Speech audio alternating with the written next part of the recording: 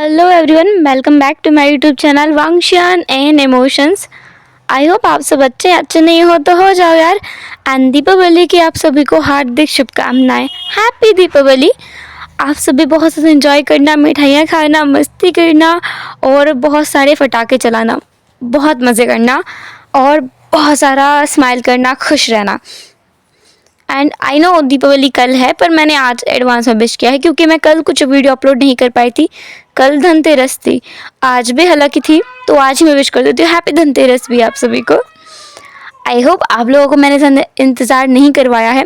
मैं एक दिन की छुट्टी मार करके वापस लौट कर आई हूँ। एंड ये स्टोरी काफ़ी लंबे टाइम से मैं बोल रही हूँ कि मैं लेकर आऊँगी, पर अभी तक मैंने इसे एक्सप्लेन नहीं किया था। ये स्टोरी वो है जिसमें वी वुशियान को मेमोरी कार्ड्स मिलता है और इस स्टोरी में लान वांग जी जिस सब कुछ याद रहता है वो वी वुशियान को फिर से जीतने की कोशिश में लगा रहता है और विंग को कुछ याद नहीं होता है।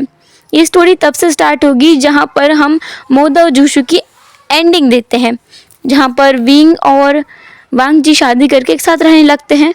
उसके बाद की ये स्टोरी है। तो आई होप आपको ये पसंद आएगी। जो भी जैसी भी लगे मुझे ज़रूर बताना। एंड ये कोई ओमेगा वर्स नहीं है, ना ही इसमें कोई मेल प्रेगनेंसी आपको देखने को मिल सकती है, ऐसा नहीं होगा।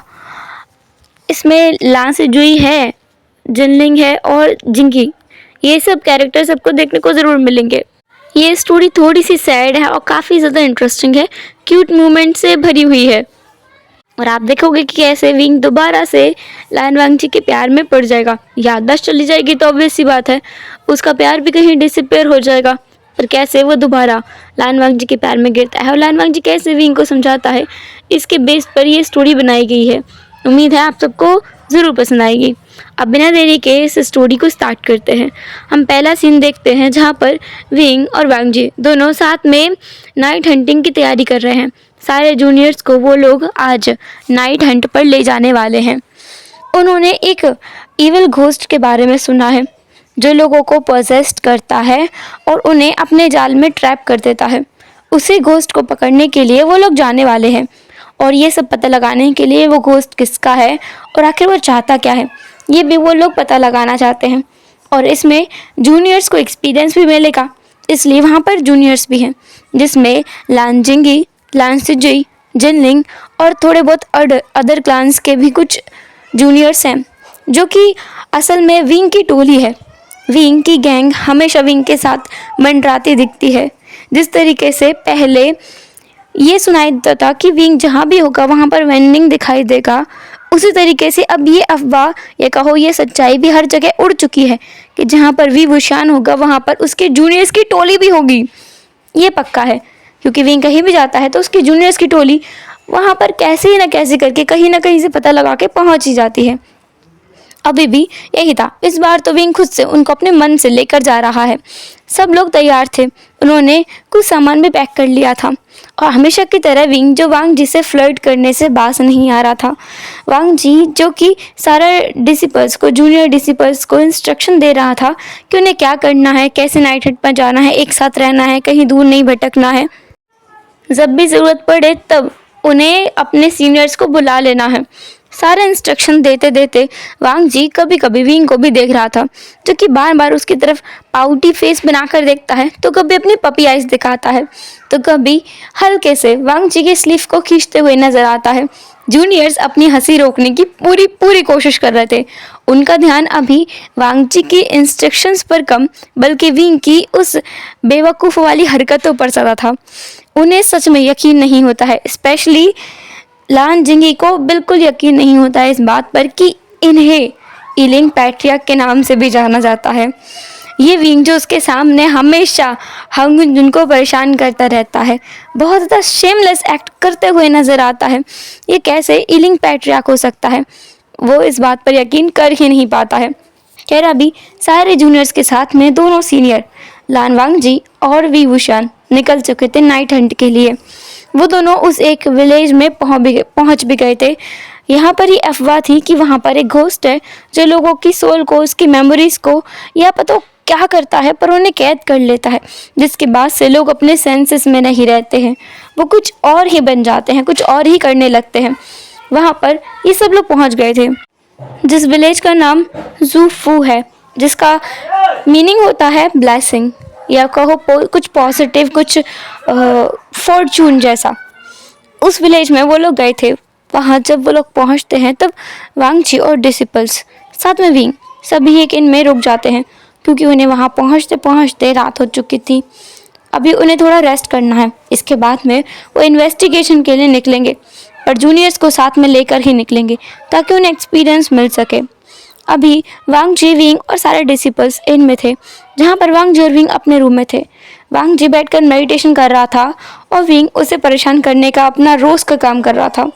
विंग वांग जी की चीक्स को पुल करते हुए बोलता है, लंजा एक बात बताओ, अगर हम ऐसा कुछ करें कि वो घोस्ट खुद ही हमारे पास आ जाए तो कैसा रहेगा? लंजा, लान वांग जी, हांगुनजुन, लाना गगा, तुम कभी मेरे अंदर थोड़ा सा भी इंटरेस्ट दिखाओगे? वांग जी तब अपनी आंखें खोल लेता है और विंग की तरफ देखता है अपनी उन चमकती हुई आंखों के साथ में। विंग कहता है, मेरा मतलब कि हम यहाँ नाइट हंट के लिए आए हैं ना, तो मैं बस पूछ रहा था कि अगर कैसा होगा कि मैं जूनियर्स के साथ में अभी इन्वेस्टिगेशन के लिए निकल जाऊँ, तुम तो वैसे भी मेडिटेशन करने में व्यस्त हो। वांग जी विंग के हाथ को पकड़ता है और उसे अपनी गोद में खींच लेता है और विंग की तरफ बस एक टक देखता रहता है। विंग जो थोड़ा सा शाय फील करते हुए कहता है, लंजा, तुम जब मुझे ऐसे देखते हो ना तो मुझे लगता है तुम मुझे किसी भी पल किस कर लोगे। विंग के बोलने की देर थी कि वांग जी विंग के चिक्स को अपने लिप्स के अंदर दबा लेता है और वहाँ पे हल्का सा बाइट करता है। विंग कहता है, तुम बहुत बहुत बहुत बुरे हो। मुझे समझ नहीं आता किसने तुम्हें हांगुनजुन को टाइटल दिया है। अगर किसी को पता चला ना कि तुम ऐसी हरकत भी करते हो तो ये सोच कर या कहो देख कर ही बेहोश हो जाएगा और पूरे 15 दिन तक नहीं उठेगा। अगर तुम्हारे अंकल को पता चल जाए, शिफू को, तो वो तो पूरे महीने भर तक बेहोश रहेंगे। पिछली बार जब मैंने वो फ्लूट बजाई थी उनके सामने, तब तो वो पूरे 6 महीने तक नहीं उठे थे। अगर उन्होंने ये हरकत देख ली तो लगता है 1 महीना क्या, वो पूरे 1 साल तक नहीं उठेंगी। वांग जी विंग को गुस्से में घूरता है। विंग कहता है, सॉरी, माफ़ करना, मुझे ऐसा नहीं बोलना चाहिए था, पर मैंने जो बोला वो सच भी है। खैर, अब हम चलेंगे क्या? हांगुनजुन। वांग जी विंग के इस शब्दों के जाल को अच्छे से समझता है। विंग वांग जी को टीज करने की कोशिश कर रहा है। वांग जी जिसने विंग की वेस्ट को टाइटली होल्ड किया और कहा, विंग कहता है, मैंने इतना कुछ बोला, तुमने बस एक ही जवाब दिया। मैं तो कभी कभी सोचता हूँ काश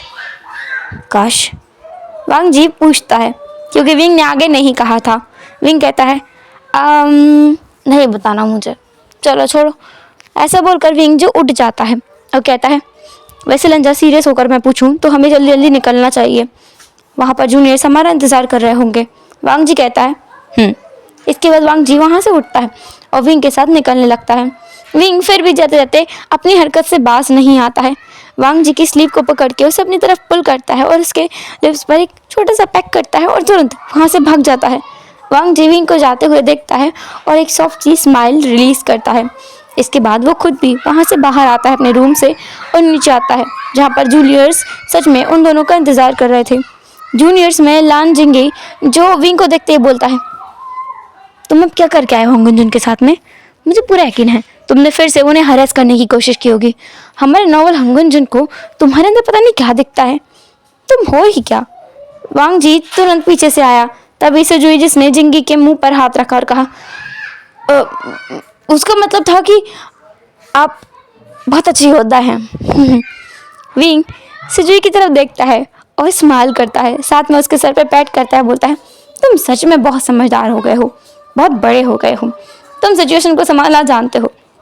खैर, अभी हम लोगों को निकलना है, सब लोग साथ में रहना, कोई इधर उधर नहीं जाएगा, और अगर कोई जाएगा तो वो हांगुनजुन, जो कहीं अकेले जा सकते हैं, पर तुम लोग कहीं नहीं, समझे? सारे डिसिपल्स अपना सर हाँ में हिलाते हैं। वांग जी ये देखकर बिल्कुल भी सरप्राइज नहीं होता है कि कैसे ये लोग विंग की बातें बहुत ज़्यादा अटेंशन के साथ में सुन रहे हैं, जबकि जब वो इन्हें लान सेक्ट में इन डिसिपल्स को बता रहा था कि उन्हें कहीं नहीं जाना, इंस्ट्रक्शन दे रहा था, तब ये लोग उसकी बात पर ध्यान न देकर विंग के ऊपर ध्यान दे रहे थे, क्योंकि ये हर बार का है।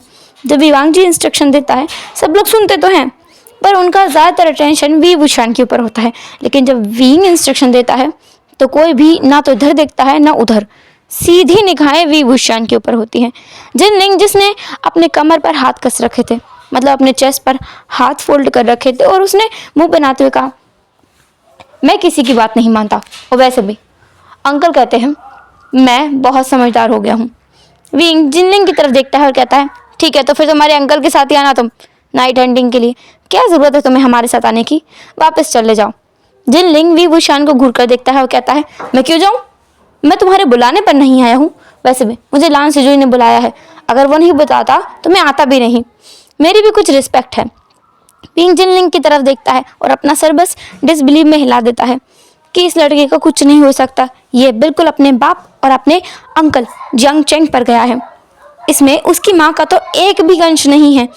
काश कि इसने अपने माँ के कुछ अंश ले लिए होते तो ये इतना रूड अखड़ू खड़ूस शॉर्ट टेम्पर वाला बच्चा ना बनता। पर विंग कर ही क्या सकता है। अभी सब लोगों को सब बच्चों को लेकर के वंशन निकल जाते हैं अपने नाइट हंट के लिए। वो लोग वहाँ उस मेन लोकेशन पर पहुँच गए थे। पूछने पर पता चला कि यहाँ पर काफ़ी लोग आए हैं पर कोई वापस लौटा नहीं है, और जितने भी लोग वापस लौटे हैं वो लोग कुछ और ही बन जाते हैं, कुछ और ही बिहेव करने लगते हैं। कोई छोटा सा बच्चा बन जाता है तो कोई मर्द औरत बन जाता है, कोई औरत आदमी की तरह बर्ताव करने लगती है, और कोई 15 साल का बच्चा 60 साल के बुढ़े की तरह बर्ताव करने लगता है। ऐसा लगता है कि कुछ तो गड़बड़ है इस जगह पर, जो उन्हें ना तो समझ आती है और ना ही दिखाई देती है। कोई भी इस गुत्थी को सुलझा नहीं पाया है। कुछ समय पहले यहाँ नी सेक्ट से भी कुछ छोटे छोटे डिसिपल्स आए थे, पर उनके साथ भी वही हुआ जो यहाँ रहने वाले लोगों के साथ होता है। इसलिए रात में 8 बजे के बाद कोई भी अपने कमरे से, घर से, इनसे बाहर नहीं निकलता है, क्योंकि ये क्रिएचर तभी सामने आता है। और जब भी इसे किसी ने देखा है उसने अपनी सुध बुध गवा दी है। अब विंग ने यह भी पूछा था कि अगर उसने अपनी सुध बुध गवा दी है कि ये क्रिएचर कौन है, तो फिर सबको कैसे पता कि ये कोई क्रिएचर ही है। हो भी तो सकता है ये कोई और हो, या फिर कोई तालिस्मान से ये सब खेल कर रहा हो, या कुछ और भी तो हो सकता है। सबको कैसे पता है कि ये कोई क्रिएचर है, कोई स्पिरिट है। वहाँ पर कोई भी वी वुशान के इस बात का जवाब नहीं दे पाया था। खैर विंग हमेशा से इतना क्लेवर रहा है। लोग हमेशा से रूमर्स फैलाते हुए आए हैं, जो उन्होंने देखा नहीं है उसके रूमर्स ही फैलाते हैं। पर यहाँ पर विक्टिम उसके पास है। काफ़ी लोग हैं जिन्होंने सच में अपनी सुध-बुध खो दी है, तो विभूषण कह सकता है कि यहाँ पर सच में कुछ गड़बड़ है। खैर अभी सब लोग निकल चुके थे उस एक घर की तरफ जहाँ पर ये सब चीज़ें वियर्ड मानी जाती हैं, उस एक घर की तरफ जहाँ पर लोग दिन के समय भी नहीं जाते हैं। वो घर अब एक घर नहीं रहा बल्कि एक खंडर बन चुका है। लोग जब वहाँ से जा रहे थे, वांग जी जिसका शरारती दिमाग कभी शांत बैठ ही नहीं सकता, उसने जिनलिंग की तरफ देखा। जिनलिंग हमेशा सिज्जा से उसे डरवाता है। सिज्जा जिनलिंग के डॉग का नाम है, जिसे वो सिज्जा यानी फेरी बुलाता है। वांग जी जो विंग को हमेशा नज़र रख के देखता रहता है, उसकी नज़र आज विंग से हट गई, तो विंग जो कि जिनलिंग के पीछे जाके खड़ा हो गया और तुरंत बोला, मैं तुम्हारी सांस ले लूँगा। जिनलिंग बुरी तरीके से डर करके बहुत दूर तक भाग गया, और उसके साथ साथ काफ़ी लान जूनियर्स भी डर गए। सुजुई जिसने जिनलिंग को पकड़ लिया और जिंगी खुद भी ज़ोर से चीखा। वांग जी ने पीछे मुड़ के देखा तो विंग को हंसते हुए पाया, जो कि बुरी तरीके से हंस रहा था। वांग जी जिसने विंग की तरफ बस घूर कर देकर कहा, विंग तुरंत चुप हो गया। उसने कहा, मैं क्या करूँ लानसन, तुम देखो ना ये लोग इतने डरपोक हैं, तुम अगर इतने डरते रहे ना तो कभी आगे नहीं बढ़ पाओगे। अब से डरना छोड़ो। और जिनलिंग तुम तो बड़े होशियार बनते हो, बहुत ज़्यादा निडर बनते हो, अब क्या हुआ तुम्हें। जिनलिंग बोलता है, तो मैं डरा थोड़ी था, मैं तो सबको देख रहा था, सब लोग डरते हैं कि नहीं, देखो सब लोग डर गए। वो तुम ऐसा कैसे कर सकते हो, लोगों को डराने आए हो या हमें नाइट हंटिंग पर लेकर आए हो। नाइट हंटिंग सिखाओ ना कि हमें डराओ। विंग हंसते हुए बोलता है, ठीक है तो पहला नियम यही है, अगर तुम्हें अपने पीछे कुछ भी नज़र नहीं आता है और कुछ सुनाई देता है तो डरना बिल्कुल नहीं है, और ना ही अपनी जगह से हिलना है, बल्कि तुरंत ही सामने आकर के जो हाथ में तालिस्मान लिया है उसे जला देना है, ताकि बाकी लोग सतर्क हो जाएं। समझ आया सबको। सब लोग समझ गए विंग की इस हरकत के ऊपर पीछे एक रीज़न था, एक बहुत ही प्रैक्टिकल रीज़न। वांग जी जानता है विंग कुछ भी करता है उसके पीछे कुछ ना कुछ रीज़न ज़रूर होता है। हाँ, वो वांग जी के साथ कुछ करता है उसका कभी कभी रीज़न नहीं होता है, वो नॉनसेंस चीज़ें भी कर देता है, पर बाकी सबके साथ में वो बहुत सीरियस रहता है, स्पेशली जूनियर्स के साथ में वो कभी बिना रीज़न के कुछ नहीं करता है। विंग जिसने दूसरा रीज़न बताया। और हाँ, आवाज़ बिल्कुल नहीं करनी है। ऐसे क्रिएचर्स तभी एक्टिव हो पाते हैं जब कोई डरा हुआ होता है। कोई जब बहुत ज़्यादा डर जाता है तो उस पर काबू करना बहुत आसान हो जाता है, तो वो तुम पर काबू कर सकता है। सब लोगों ने अपना सर हाँ में हिलाया सहमति में कि वो समझ गए हैं। तीसरी सीख विंग बोलता है, सब लोगों से बहुत ध्यान से सुनते हैं। विंग कहता है कोई भी हड़बड़ाएगा नहीं, और हाँ, अगर आपको अपने अंदर कुछ अलग महसूस होता है तो सबसे दूर नहीं जाना है बल्कि सबसे करीब आना है। सबसे इम्पॉर्टेंट चीज़ ये है, या तो मेरे पास आओगे या फिर हंगमुंजुन के पास, और कहीं नहीं जाना है। सारे डिसिपल्स वी वुशान की इंस्ट्रक्शन को अच्छे से समझ चुके थे। सबने अपना सर हाँ में हिला दिया। इसके बाद वो लोग आगे का सफ़र जारी रखते हैं। सब लोग बहुत ध्यान से चल रहे थे। वी वुशान के उस एक एक्ट के बाद में सब लोग बहुत सतर्क हो चुके थे, और विंग यही चाहता था ताकि सब लोग इतना रैकलेसली एक्ट ना करें। अभी सब लोग बहुत फियरलेसली घूम रहे थे, पर अभी बहुत ज़्यादा सतर्क होकर के वो लोग चल रहे हैं, और विंग यही चाहता था। फाइनली वो उस घर में पहुंच चुके थे। वांग जी और विंग सारे जूनियर्स को लेकर उस घर के अंदर जाते हैं। वहाँ पर वो लोग छानबीन कर रहे थे। सब लोगों के हाथ में तालिस्मान था जिससे उस पूरे घर में काफ़ी ज़्यादा रोशनी थी, और सब लोग उसी से कुछ ना कुछ इसे ढूंढ रहे थे। पर विंग ने पहले ही कह दिया था कि किसी भी चीज़ को हाथ नहीं लगाना है, दूर से देखना है, और कुछ भी सस्पिशियस लगे तो बताना है। जूनियर्स को सिखाने का ये एक तरीका बहुत ही ज़्यादा काम का है, क्योंकि अगर वो खुद से कुछ चीज़ हाथ में लगाएंगे तो हो सकता है वो पोजेस्ड हो जाए। विंग जो खुद भी सब चीज़ें देख रहा था, उसे अपने सामने एक इंसेंस बर्नर दिखाई दिया जो कि अभी जल रहा था। विंग जो वांग जी को बुलाता है और कहता है, लंजा, ये इंसेंस बर्नर जल क्यों रहा है? यहाँ कोई रहता नहीं है। अगर यहाँ कोई लिविंग पर्सन नहीं है तो ये इंसेंस बर्नर जलाया किसने? वांग जी और विंग दोनों एक दूसरी तरफ देखते हैं शॉक में, क्योंकि इसका मतलब कुछ और था जो वो समझ चुके थे। इसलिए उन्होंने सारे जूनियर से कहा कि वो तुरंत इस कमरे के बाहर चले जाएं, और बाहर जा कर के तुरंत ही अपने चारों तरफ एक एरे बना ले, एक बैरियर क्रिएट कर ले। सारे जूनियर्स ने उन दोनों की बात मानी। सब लोग बाहर चले गए और बाहर जा कर के एक एरे बना लिया। इस इंसेंस बर्नर के जलने का मतलब था कि कोई यहाँ है जो चाहता है कि वो दोनों यहाँ आए, और इसलिए ये सारी रूमर्स उड़ाई गई थी। जब भी कोई इन्हें कंट्रोल नहीं कर पाया तो ऑब्वियस सी बात है हर एक कल्टिवेटर यहाँ आएगा, और अगर यहाँ कोई क्रिएचर है ही नहीं तो वो पकड़ेगा किसे? क्योंकि यहाँ कोई क्रिएचर है नहीं, बल्कि उसे बुलाया जाता है इंसेंस बर्नर के थ्रू। इससे काफ़ी सारे क्रिएचर्स को, स्पिरिट्स को, घोस्ट्स को और हाई लेवल के ब्लैक कॉप्स को बुलाया जा सकता है। विंग इन चीज़ों को बहुत अच्छे से पहचानता है, क्योंकि कुछ चीज़ें उसने खुद ही बनाई हैं। इंसेंस बर्नर उनमें से ही एक है। अभी विंग और वांग जी आसपास देखते हैं। विंग जिसने अपनी चेंचिंग निकाल ली थी, और वांग जी के हाथ में उसकी बिचन थी जो कि चारों तरफ बस घूम रही थी कि कोई उसके हाथ में आ जाए, पर वहाँ ऐसा कुछ नहीं था। उन लोगों ने पूरा घर बहुत अच्छे से ढूंढा पर उन्हें कुछ नहीं मिला। दोनों बैकयार्ड में गए, छत पे गए, बाहर गए, हर जगह उन्होंने देख लिया पर उन्हें कुछ नहीं मिला। फाइनली वो लोग फिर से उस कमरे में आ गए जहाँ वो इंसेंस बर्नर जला हुआ था। विंग जिसने कहा वो देखेगा इसे, और उसने उस इंसेंस बर्नर को उठाकर वहाँ रखा, दूसरी जगह रखा, और देखा कि इंसेंस बर्नर एक बक्से के ऊपर रखा हुआ था। जब विंग उस बक्से को खोलता है तो उसमें से ब्लैक स्मोक निकलता है। बाद में वो ये निकालते हैं निष्कर्ष कि यहाँ पर कुछ भी नहीं है। वो ब्लैक स्मोक के अलावा कुछ भी नहीं था, उस बक्से में भी कुछ नहीं था। एक इंसेंस बर्नर के जो कि जल रहा है उसके अलावा उन दोनों को वहाँ कुछ भी नहीं मिला। उन लोगों ने डिसाइड किया कि वो नेक्स्ट डे वापस यहाँ आएंगे, क्योंकि आज तो उन्हें कुछ नहीं मिला। जूनियर्स को लेते हुए सब लोग जाने लगे। तब विंग को अपने पीछे कुछ होने का एहसास हुआ। विंग वांग जी दोनों सबसे आखिरी में चल रहे थे और बाकी जूनियर्स आगे आगे चल रहे थे। वैसे उन्हें लीड करके ले जाना था, पर पीछे कुछ भी हो सकता है, इसलिए वो लोग पीछे चल रहे थे।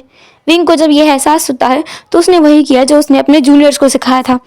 एक तालिस्मान निकाल के उसे जलाने लगा। सब लोगों ने विंग की तरफ देखा।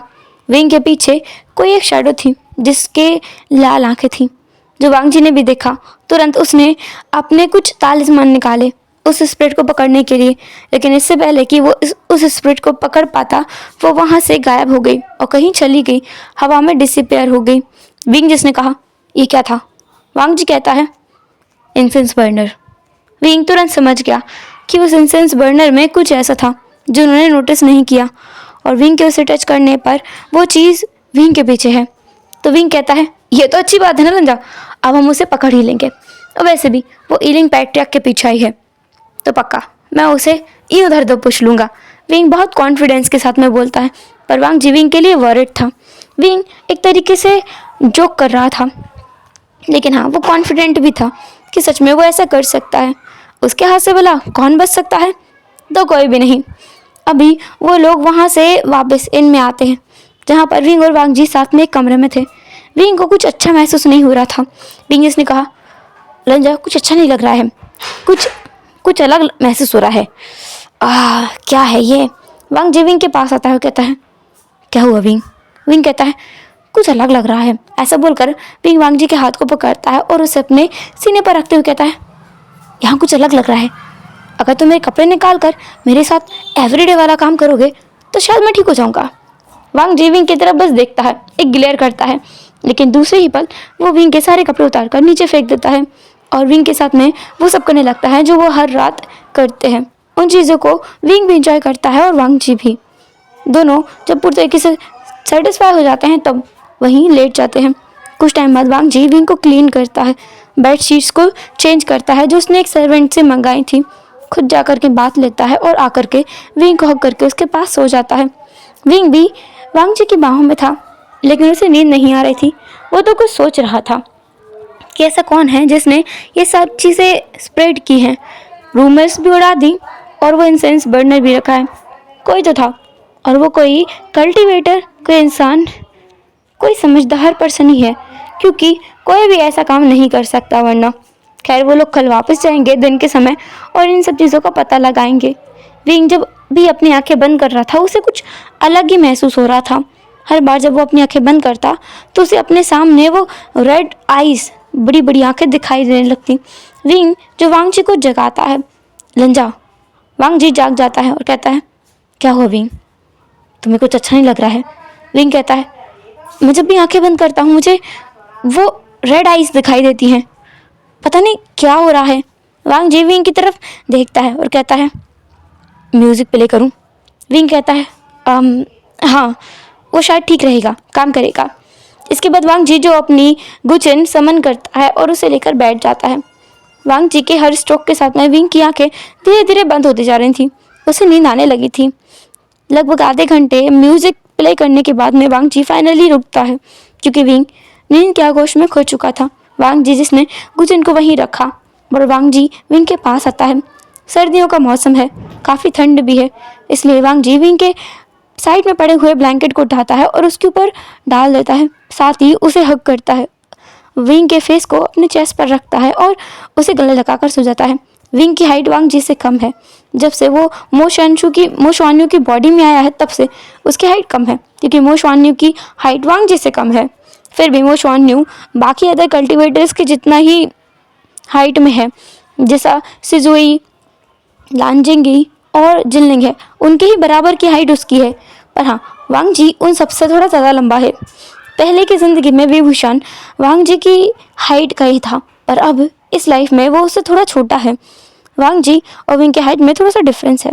अभी विंग जो आराम से सो चुका था, वांग जी भी रिलीफ फील कर रहा था कि विंग को फाइनली नींद आई, लेकिन वो हल्का सा वरिड भी था। इसका मतलब ये नहीं है कि मुसीबत टल गई है, कुछ तो है जो वो उसे समझ नहीं आ रहा है। वांग जी सोचता है कि वो कल जा करके सब कुछ पता लगाएगा कि आखिर ये चल क्या रहा है, और वो भी इसी सोचते हुए अपनी आंखें बंद कर लेता है, विंग को टाइटली होल्ड करते हुए, और सो जाता है। हेलो एवरीवन, तो कैसे रहा आज का फर्स्ट एपिसोड? आपको जैसा भी लगा हो ज़रूर कमेंट करना। एंड गाइस, मैंने कुछ लोगों को इसकी पहले स्टोरी लाइन बताई थी, तो मैंने उसमें कुछ चेंजेस कर दिए हैं। अच्छा है ना, मॉडिफाई करके चीज़ आए तो और भी ज़्यादा अच्छा है। कुछ नया नया आइडिया ऐड करके अगर मैं स्टोरी एक्सप्लेन करूँ तो और भी ज़्यादा अच्छा है। तो वही मैंने किया है। आई होप आपको ये पसंद आया होगा। जो भी लगा हो, जैसे भी लगा हो, कमेंट ज़रूर करके बताना। फिर मिलेंगे नेक्स्ट एपिसोड में। तब तक के लिए tata, take care, bye bye. अपना ख्याल रखना। Bye bye.